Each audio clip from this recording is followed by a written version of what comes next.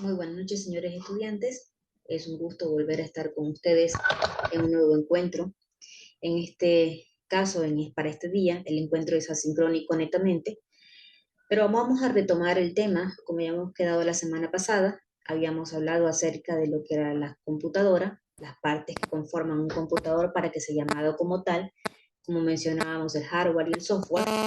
Asimismo, indicábamos que el software y el hardware eran partes que tenían que trabajar de manera mancomunada, que el software era específicamente todo lo que tiene que ver con los programas, sistemas operativos y aplicaciones, y que a su vez este necesita o se requiere específicamente de un hardware para poder funcionar, para poder ejecutarse. Asimismo, dentro del hardware explicábamos que es todo aquello que se puede ver y que se puede tocar dentro del computador, es decir, toda esa parte física. Y dentro de este hardware, pues nosotros tenemos a lo que son los periféricos. Dentro del computador se conocen como los periféricos, que este a su vez se divide en tres partes específicas, que son los periféricos de entrada, periféricos de salida y periféricos de almacenamiento. Para cada uno de ellos hicimos una clasificación o un reconocimiento de qué significa o a qué corresponde cada uno de ellos, ¿no? Dentro de lo que es la computación. Pero bien, yéndonos un poco más atrás en cuestión a lo que es la parte de computación, si bien es cierto, también mencionábamos algo de lo que fue la evolución como tal de las computadoras, que estas inician allá por la década de los 40. La necesidad específica fue a raíz de la Segunda Guerra Mundial para hacer una captura, para estar a la vanguardia de los datos que se transmitían por los diferentes medios de comunicación. Entre ellas, bueno, como primera generación, se le identifica a esta primera aparición de lo que fueron las computadoras, se le identifica como la primera generación. ¿Por qué? Porque la característica fundamental de este equipo estaba dada por tubos al vacíos. Luego de tener esa primera generación, ¿no? Como con tubos al vacío, nosotros tenemos una anterior eh, después de los tubos al vacío, nosotros tenemos el reemplazo de estos por los transistores, que se les reconoce como a la segunda generación de computadoras. Luego de la segunda generación, con los transistores y lógicamente la miniaturización ya del tamaño de las máquinas, tenemos la tercera generación que vienen a reemplazar los transistores, los chips de silicio. Luego de esta generación, aparece una cuarta generación y es una de las más importantes y que a la fecha se siguen manteniendo con cuestión a los microprocesadores que reemplazan específicamente lo que fueron los chips de silicio. Lógicamente que cuando recién aparecen estos microprocesadores, el tamaño y la velocidad en la que procesaban eran bastante deficientes para lo que tenemos ahora, ¿no? Pero como el requerimiento de hardware y el requerimiento de software era poco, por tal funcionaban de manera adecuada para el propósito específico para el que habían sido desarrollados. A finales de esta generación aparecen también las PC, las computadoras personales. Dentro de toda esta evolución tecnológica aparecen también lo que fueron empresas, diferentes empresas desarrolladoras de computadoras, desarrolladoras específicamente de partes de computadoras. Entre las empresas más relevantes en cuestión a procesadores aparece AMD, aparece Intel Pentium. Como empresas más relevantes en cuestión a la creación o desarrollo de computadoras aparece IBM, aparece Apple, entre ellos Apple Corporation, que fue una de las primeras en lanzar su primer computador. También aparecen empresas que desarrollan, en ese caso, software, como en ese caso Microsoft, ¿no? Microsoft que desarrollaba también software, pero a su vez también lo hacía Apple Corporation. Pero bien, en cuestión a la evolución de microprocesadores, aparecieron algunas empresas, como les mencionaba, entre las más destacadas en nuestro medio, fueron, o más conocidas en nuestro medio, fue la Intel que aparece con dos versiones, tanto en Celeron como Intel Pentium. La Celeron es el genérico de los procesadores y el Pentium, pues el original o el que tenía mayor rapidez en ejecución de los procesos. También aparece lo que es la empresa AMD, con sus diferentes versiones en cuestión a los procesadores que fueron saliendo. Dentro de los AMD actualmente también han tenido un despunte bastante fuerte o significativo con los bien llamados Ryzen, que son procesadores utilizados más para lo que son los gamers, los juegos en línea. Dentro de lo que es el Intel Pentium, pues nosotros tenemos Pentium 1, Pentium 2, Pentium 3, Pentium 4. Luego se saltó al Dual Core, Core Duo, Core 2 Duo y Quad Core. Y luego saltan al Core i3, Core i5, Core i7 y Core i9, que es lo que actualmente nosotros conocemos como procesadores que le permiten dar una velocidad del equipo. Pero ojo, hay que tener aquí hay que tener también en cuenta que no solamente del procesador es el que le da la velocidad al equipo, sino también depende mucho de la placa madre que recibe el procesador, de los buses de transmisión de datos, de la memoria específicamente, la memoria RAM específicamente, que le permite la velocidad al equipo, y a su vez también mucho tiene que ver el disco duro sobre el que está instalado el sistema operativo y los demás aplicativos que necesitan para la ejecución del equipo. Bien, eso es en cuestión a esta parte. Luego, esto es haciendo una pequeña revisión de lo que fue la semana pasada en cuestión a las computadoras en sí, ¿no? A las computadoras. Bien. Por otra parte, no solamente se evolucionó en lo que fueron las computadoras como tal, como medios de comunicación, sino también se evolucionó en lo que fueron los teléfonos y dispositivos móviles. Si bien es cierto, los teléfonos son dispositivos de telecomunicación creados para transmitir señales acústicas a distancia por medio de señales eléctricas, tuvo sus inicios, se indica que fue en 1854. Imagínense desde cuándo estamos hablando en cuestión a la transmisión de información de una manera diferente, ¿no? Antes de eso, lógicamente, que aparecen las ondas radioeléctricas, que es la radio. Después, mucho después, salen lo que fueron las microondas, ¿no? Bien, pero bien, entre esto, luego, bueno, en 1854 aparece, ¿quién hace ese primer acercamiento a lo que fueron los teléfonos? En ese caso fue Antonio Meucci, pero luego fue patentado en Estados Unidos en 1871, ¿no? Este lo patentó en 1871. En 1976, el escocés Alexander Graham Bell fue el primero en patentarlo formalmente y durante muchos años, junto a Lisa Gray, fueron considerados los inventores del teléfono, ¿sí? Pero fue Antonio Meucci quien lo definió como el teletrófono. Fue Antonio Meucci. Hace poco tiempo se le dio el reconocimiento a Antonio Meucci, que fue él quien en realidad desarrolla el primer teléfono, ¿no? Eso pasó hace poco en Estados Unidos. Bueno, luego de tener ya este dispositivo, lógicamente que eran los dispositivos totalmente alámbricos, estacionarios, que para poder llamar teníamos que utilizar esas cajas que veíamos como celulares antiguos, no, perdón, como teléfonos antiguos, y que para poder llamarlos no tenían los números, sino que eran discados. ¿Se acuerdan que tenían que daban círculo para regresar y así esperar a que girara otra vez y regresar al principio para poder marcar el siguiente número que correspondía? Hay de uno que no se equivocara en hacer un discado mal, porque automáticamente tenías que volver a repetir todo el discado, toda la llamada, todo el número. Bien, después de eso, dice que fue la idea de fabricar un teléfono celular no es tan nueva como su fabricación lo indica. ¿Ya? Se dice que esto empieza en 1947. ¿Quién da la idea? Fue el ingeniero Ring, ¿no? Que ya había, ¿de dónde es esto? De los laboratorios Bell. Ella había propuesto algunos bocetos en cuestión a la idea de cómo desarrollar un teléfono celular. Y esta idea, lógicamente, de los bocetos y lo demás, fue patentado por los laboratorios Bell en 1972.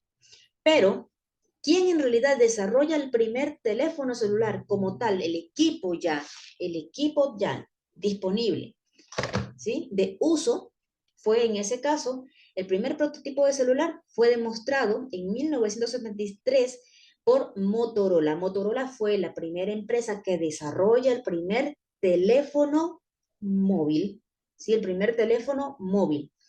A este primer teléfono móvil, que es el Dynatac 8000X, también se lo definió como el zapatófono. Si alguien le pica el bichito de la duda, por favor los exhorto a poder ir a investigar más acerca de esta parte.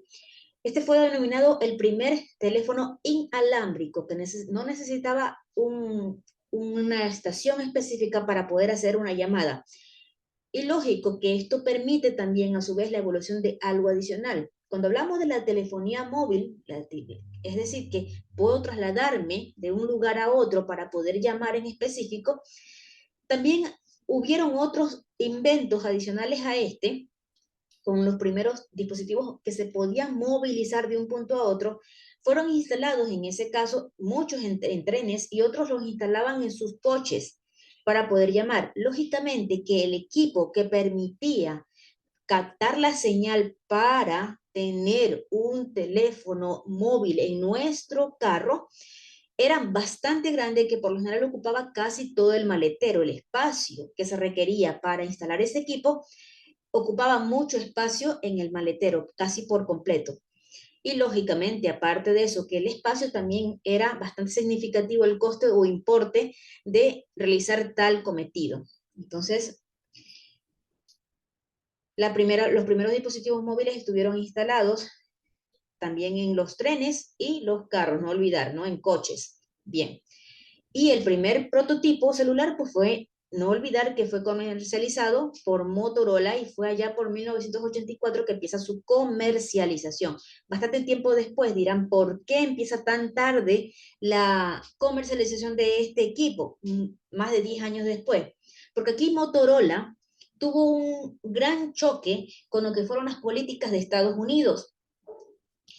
No pudieron comercializar este teléfono, apenas lo pudieron construir o apenas pudieron hacer el primer prototipo, porque las políticas de Estados Unidos prohibían muchas cosas, ¿no? Entre ellos cortaba el hecho de la venta de este tipo de dispositivos por tal, ellos se vieron rezagados, quedaron rezagados en el tiempo, mucho tiempo quedaron aplazados por tal alguien le gana a la delantera y fue allá en los países nórdicos donde muchos ingenieros se pusieron a concretar la idea de poder desarrollar dispositivos móviles también.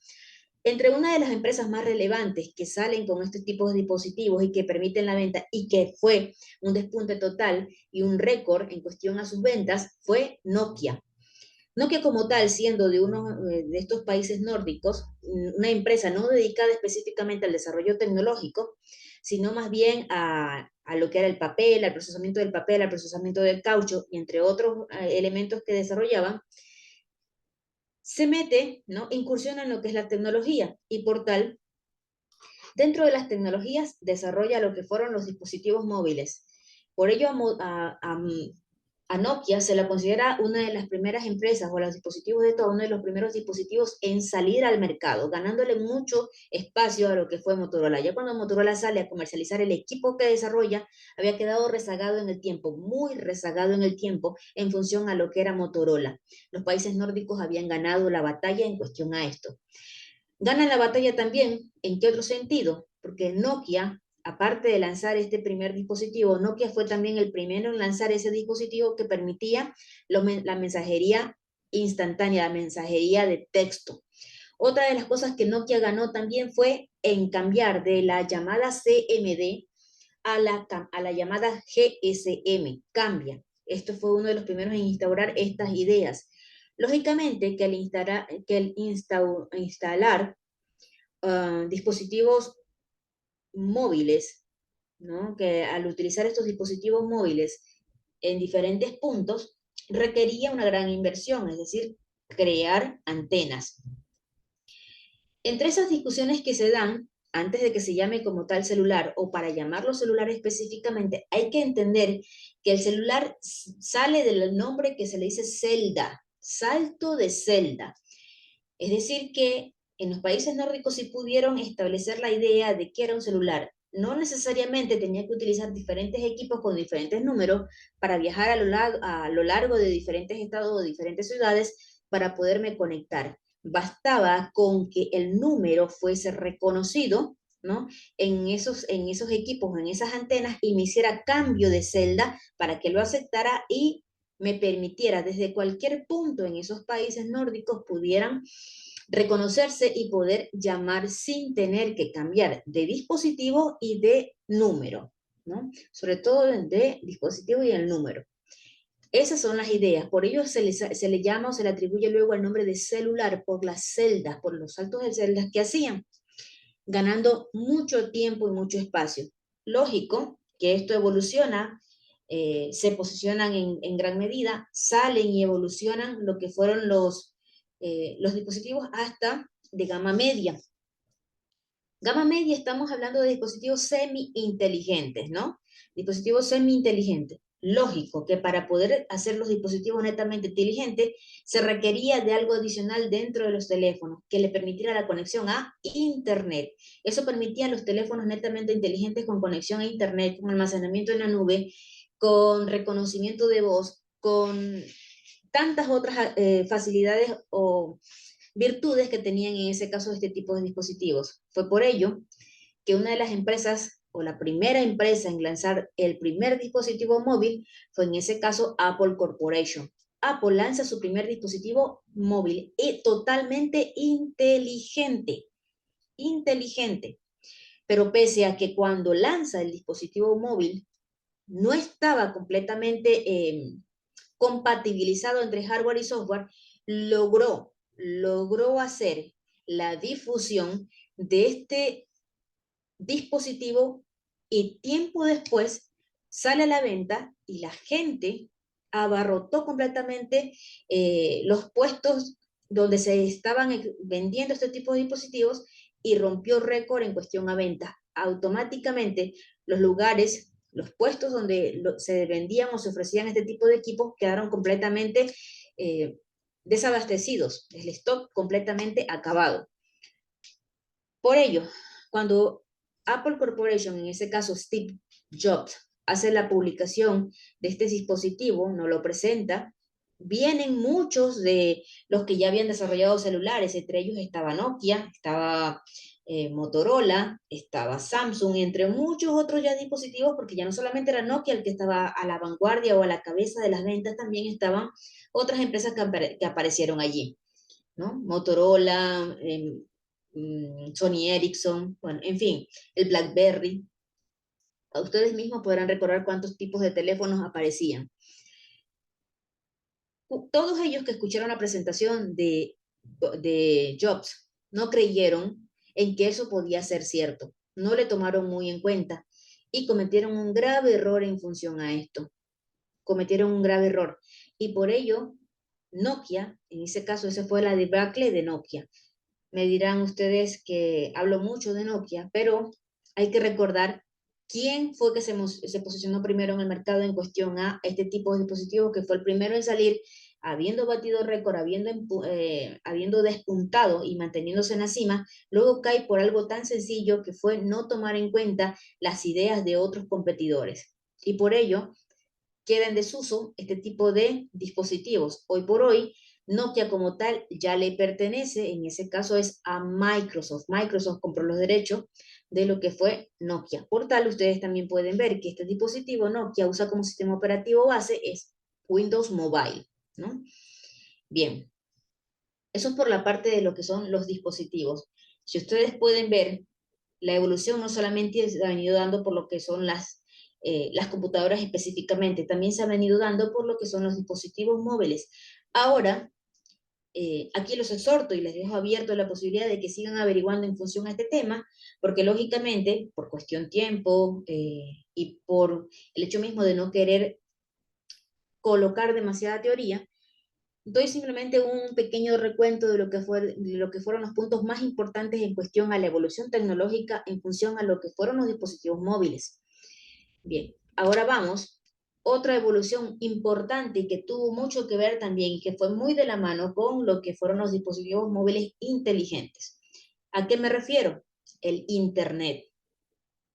El Internet, si bien es cierto, aparece ya por los 1960, pero no aparece aquí específicamente. Esto viene de mucho tiempo antes con ARPANET, ¿no? Que era una asociación específicamente de lo que eran la parte de militares. Bien, el Internet. aproximadamente ya por 1960, con protocolos de comunicación como el TCP/IP.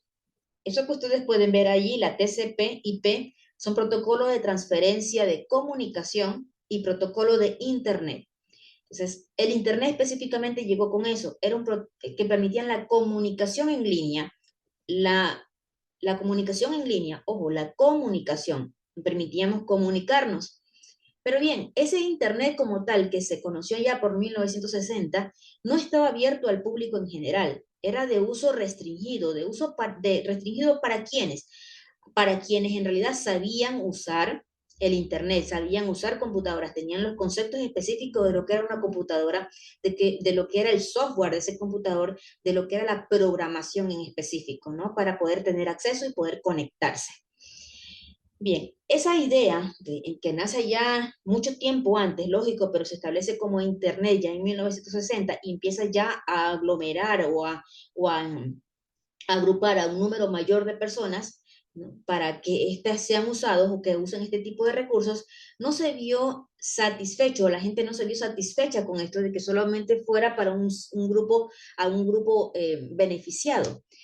Por ello, allá por 1989, casi 30 años después, por no decir 30 años después, un ingeniero británico llamado Tim Berners-Lee propone la idea específicamente de que exista la web, ¿no? Se lanza la web. Por ello, el nacimiento de la web tuvo mucho que ver ahora mismo con lo que es todas las partes inteligentes. ¿Por qué? Porque al aparecer la web, aparece el almacenamiento en la nube, aparecen los protocolos de transferencia de datos, aparecen los protocolos de comunicación, aparecen las redes sociales, aparecen los gestores de contenidos, aparecen los programas o los lenguajes de programación específicamente para lo que fueron las páginas web. Es decir, esto permite un despunte total en cuestión a la comunicación, a una mejor comunicación, ¿no? Dentro de la web, primera versión, la web 1.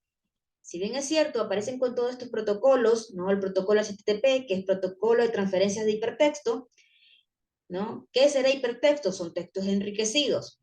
Luego aparece también el primer lenguaje de programación, que es el lenguaje HTML, ¿no? El lenguaje HTML, que es lenguaje de hipertexto marcado, ya mencioné hipertexto, significa texto enriquecido. Aparece el lenguaje de programación también JavaScript, JS. Aparece y también se acuña un término muy importante aquí, que se sigue manteniendo a la fecha y que eso no va a cambiar, creería yo, en lo que concebimos como vida. La WWW, o bien llamada World Wide Web, la red de redes, la gran telaraña, ¿no? Este concepto sale específicamente ¿por qué? Porque se dice que el Internet, que el tener acceso a Internet, el tener acceso ya a la web, permitía que una página te pudiera vincular todas las páginas del mundo. Miren lo que estamos hablando. Creería que hoy por hoy hablar de ese concepto sería bastante difícil conseguirlo, no imposible, porque hoy por hoy la cantidad de páginas web que existen en la web son casi incontables, ¿no? Son casi incontables por el despunte que ha habido de esto. Pero bien, a pesar de que ya el Internet estaba abierto a través de la web, ya podíamos hacer uso, los usuarios comunes como nosotros, no era suficiente, no fue suficiente, queríamos más, porque hasta ahí solamente nos habíamos convertido en específicamente consumidores de la información que se proponía en la web, solo consumidores. Consumíamos, es decir, la consultábamos, la leíamos, la procesábamos, pero eso era todo. No podíamos emitir criterio de valor, no podíamos crear nuestras propias páginas. Como usuarios comunes estoy hablando, ¿no? No podíamos hacer muchas cosas en la web. ¿Qué ocurre? Tiene que evolucionar. Lógico, tiene que evolucionar. Evoluciona en una web 2.0. Esta web 2.0 permite que nosotros como usuarios comunes también propongamos información a la web, también coloquemos información en la web, también subamos información en la web, también publiquemos información en la web, también creemos información en la web. Y ahí surge algo bastante importante y significativo, ¿no? Pero antes de esa parte, me estoy olvidando un dato específico, bueno, pero lo vamos a ver. También aparecen lo que fueron los navegadores. Miren, ¿sí? Aparecen los navegadores. Con la web aparecen también los navegadores. Los navegadores. Se dice que el primer navegador que aparece fue en 1990, atribuido también al nombre de la World Wide Web. Si bien es cierto, este aparece como primer navegador y como red de redes, no tuvo mucho despunte o no fue conocido en realidad. Por ello, a quien se le otorga en realidad el nombre de primer navegador fue el Mosaic. Mosaic, lo definimos allí. Pero ¿quién en realidad le da despunte completamente al Internet como tal, a la web como tal? ¿Quién permite que la web se conozca como tal y pueda ser utilizada por todos? Netscape, el navegador llamado Netscape, que si bien es cierto, luego hay un gran conflicto entre Netscape y Microsoft, hay un gran conflicto porque en su momento Microsoft no creía que el Internet como tal, que la web como tal iba a tomar y abarcar tanto mercado, iba a tomar tanta relevancia en el mercado, que él le perdió el hilo, dejó de importarle esa parte y no evolucionó en ello. Se interesó más por vender sus equipos que por mejorar en ese caso o también incursionar en el hecho de crear un navegador que permitiera estar a la vanguardia. Entonces, Netscape, cuando recién sale, lógicamente que era de cuenta paga, quien en realidad quería hacer uso de la web, del Internet, pues tenía que tener un programa que te permitiera salir a la web en específico. Por tal razón, lo que hacía o lo que se hacía en específico era comprar o adquirir, en ese caso, este tipo de navegador. Pero, como a su vez Microsoft tenía un convenio en específico con IBM, IBM International Business Machine, una de las primeras empresas en desarrollar computadoras, ¿cuál fue el convenio que tenía? Ellos le proveían de todo el software y de las aplicaciones, es decir, del sistema operativo y de las aplicaciones que iban a ser instaladas en IBM, en las máquinas IBM. Por tal razón, Microsoft bloqueó, exigió que quienes adquirían los equipos con su sistema operativo no podían instalar dentro de ellos Netscape, porque de lo contrario simplemente no le vendía el sistema operativo, no se los vendía, no le dejaba la instalación, prohibía o restringía la instalación. ¿Qué pasó aquí? Netscape instaura una demanda por la monopolización de mercado, pero aún así termina perdiendo la demanda en contra de Internet Explorer, perdón, contra Microsoft, ¿no? Y por tal se lanza, los jueces indican de que Netscape junto con su código debería ser lanzado como un open source, es decir, como un código abierto a la web y que cualquiera a partir de ello pudiera crear una nueva versión de lo que era un navegador. Pero bien, después en Netscape aparece Internet Explorer, ¿no? Internet Explorer, que era bastante deficiente, dejaba mucho que desear. Aparece luego Safari, Safari específicamente propio, específico de Apple, solo podían ser instalados y solo son instalados, en ese caso, en las máquinas Apple, como sistemas operativos Macintosh o iOS, en dispositivos móviles. Luego de Safari aparece Mozilla Firefox en el año 2004, que esta es la versión mejorada de lo que era el Netscape. Recuerdan que les acabo de decir que Netscape, por orden de los jueces, indicaron que debería ser colocado en la plataforma o en el Internet como un open source. Por tal, eh, se dice que Mozilla es como el renacimiento, es el ave fénix de lo que es Netscape, es el proyecto específicamente. Entonces, Mozilla tiene sus bases en específico en el navegador Netscape.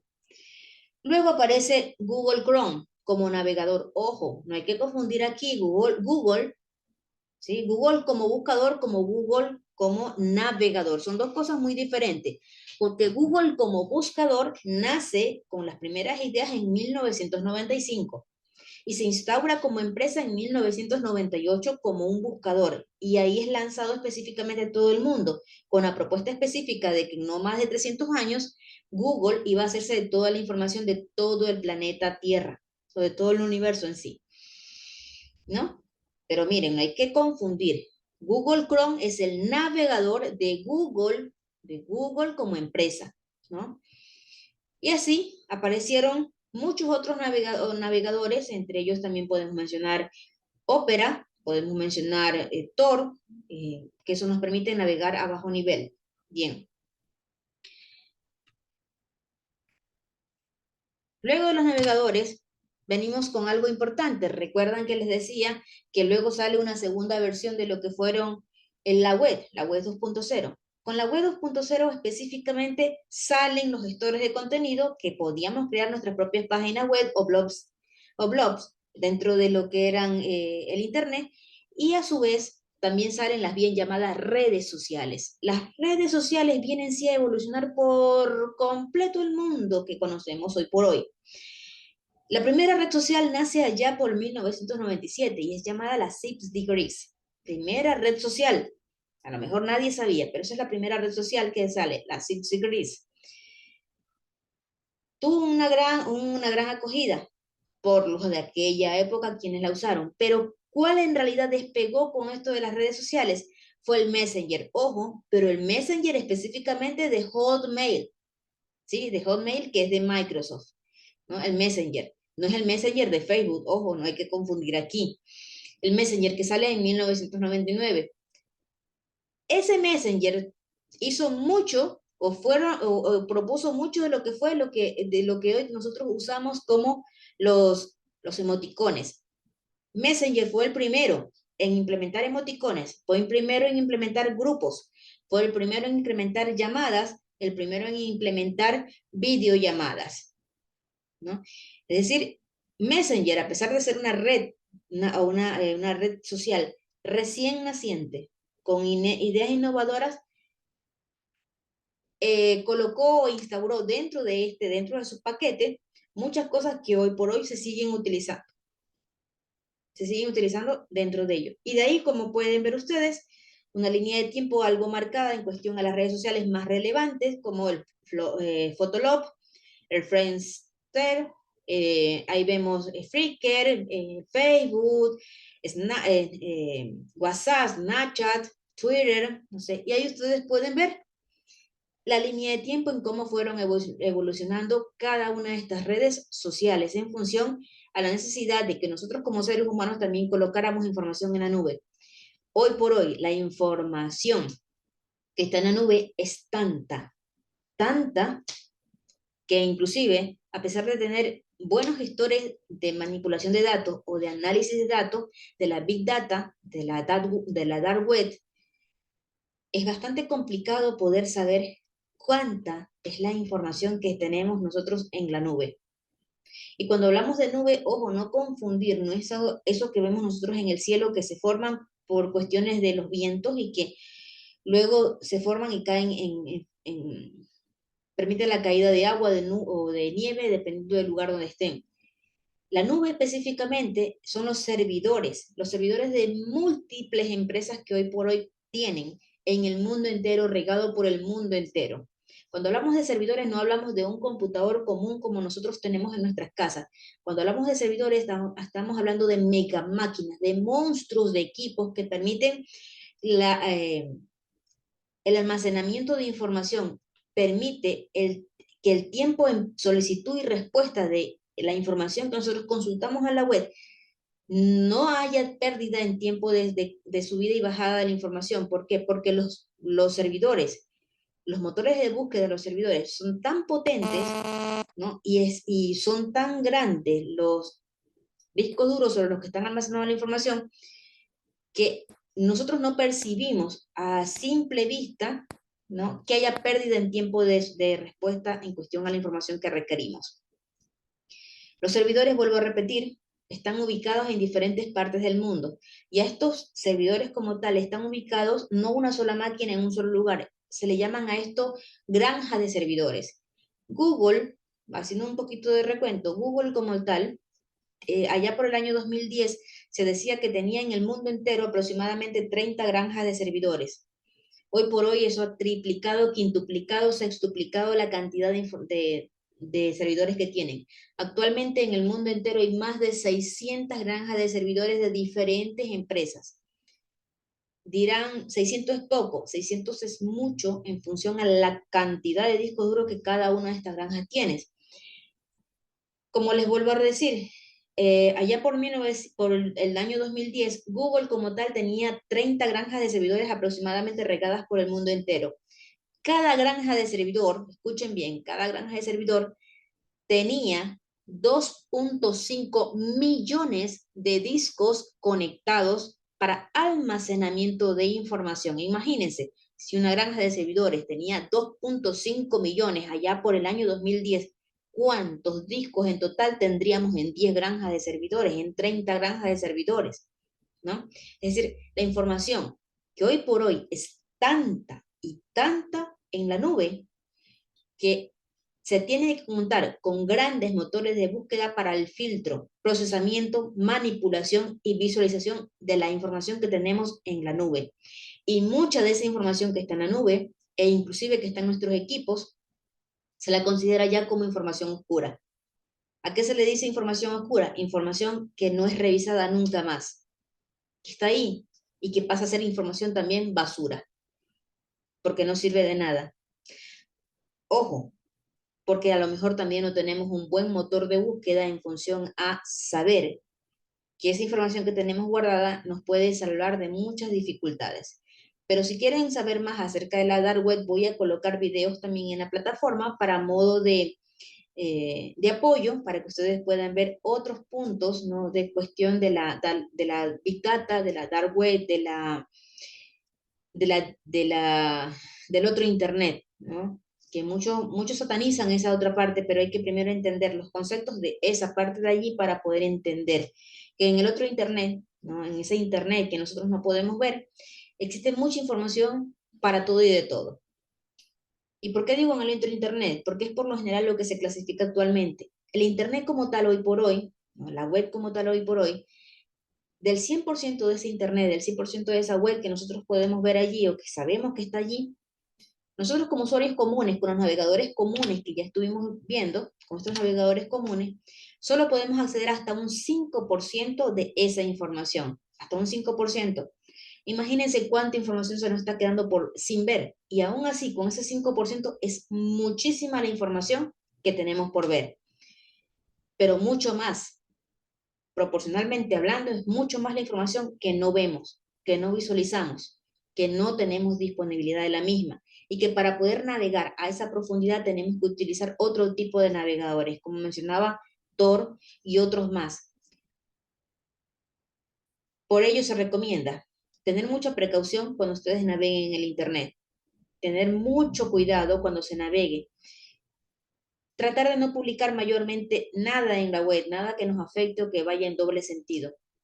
La Deep Web, la dark web, la big data, hoy por hoy se ha convertido en un mar de información tan infinito de posibilidades que todo, cualquier cosa que esté allí, estamos expuestos. Cuando salimos a la web, nosotros estamos expuestos en un mar de información.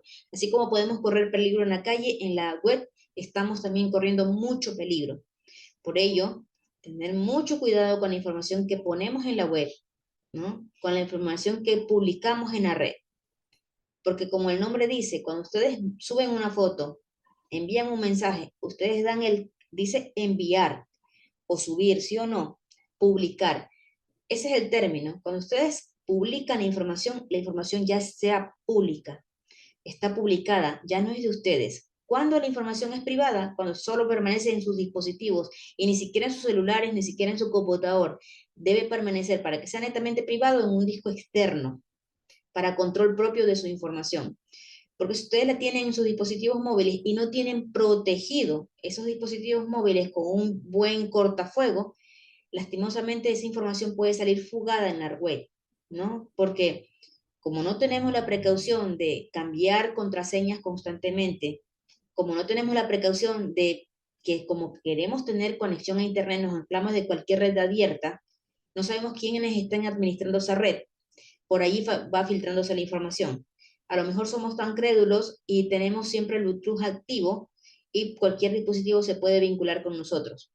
A lo mejor somos tan crédulos también que descargamos cualquier aplicación en nuestro dispositivo, pero esos traen otros aplicativos que se están ejecutando en segundo plano y que a la vez pueden estar capturando todo lo que estamos haciendo nosotros con nuestros equipos. Entonces, hay que tener mucho cuidado con los dispositivos móviles, con la información que proveemos al Internet. Hoy por hoy, con el concepto del Internet de las cosas, con el concepto de la inteligencia ambiental, con el concepto de la inteligencia artificial, cada vez estamos más y más expuestos en el Internet, ¿sí?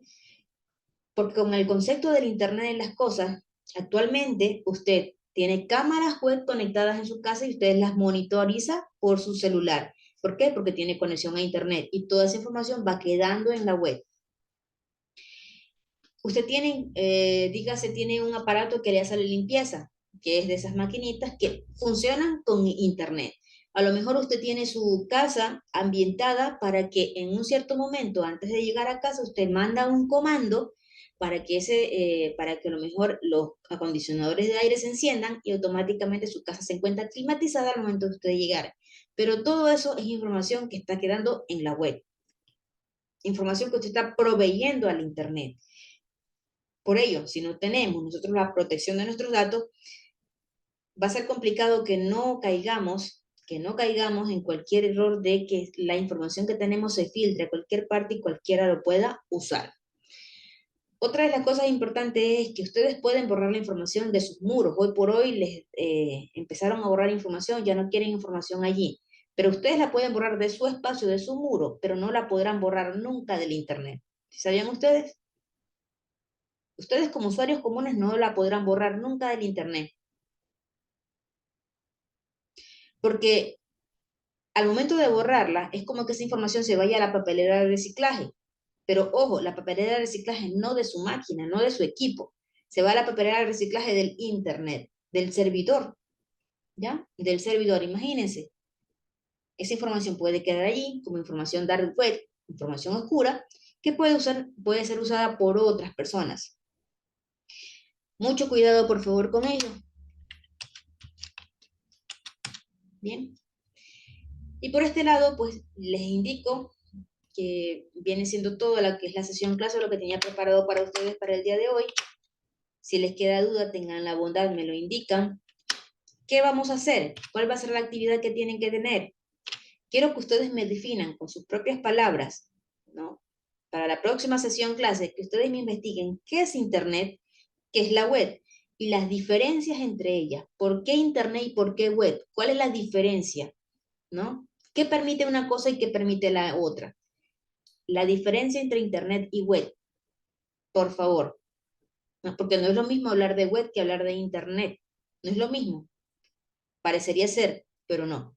Quiero que me den las diferencias ustedes en la próxima sesión clase y que ustedes a la final de lo que he podido ver, indicar aquí, ustedes me hagan un recuento, un pequeño recuento de lo que les pareció más importante o también a su vez que tomen apuntes de lo que les queda aún de duda y la próxima sesión clase lo solucionamos.